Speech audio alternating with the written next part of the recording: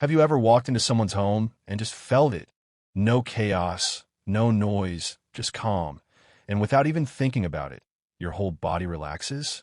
Most people look at that and think this person is just really organized. But psychology tells a different story because the people who consistently keep their space clean aren't doing it out of habit. They're doing it because their mind needs it. People who maintain clean environments tend to be more self-aware than average. They notice what others walk past: a misplaced item, a cluttered corner, an unwashed dish in the sink. And these small things don't disappear from their mind. They stay there, quietly taking up mental space. And because of that sensitivity, their mood is deeply connected to their environment. So a clean space makes them feel focused and in control, while a messy space can trigger anxiety and this low-level feeling that something's wrong even when nothing actually is. Psychologists call this visual clutter. When your environment is disorganized, your brain doesn't get a rest. Every object becomes an unfinished task. Every pile of clothes, every stack of dishes, every random item left out. Your brain is silently processing all of it.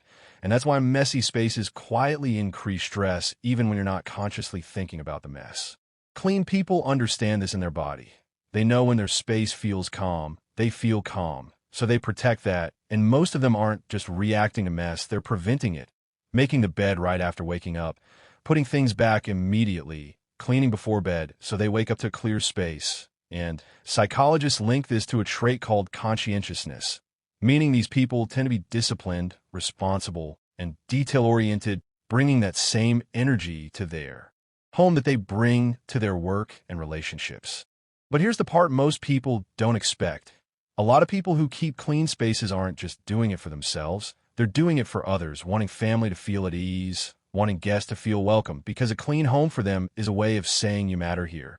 This space was made for you. And when life gets chaotic, watch what these people do. They clean, not because the mess is the problem, but because cleaning is something they can control when everything else feels like it isn't. And that's not anxiety or perfectionism. That's a coping mechanism that actually works. So if you're someone who can't truly relax until your space is in order, you're not too much, you're not controlling, you're someone whose mind is wired to feel peace through environment. Because your outer world reflects your inner world. And when you take care of your space, you're taking care of your mind. Clean room, clear mind. It really is that simple. If this shifted something in you, subscribe. We go deeper every week. And if you're someone who thinks differently about the mind, the link to our community is in the description.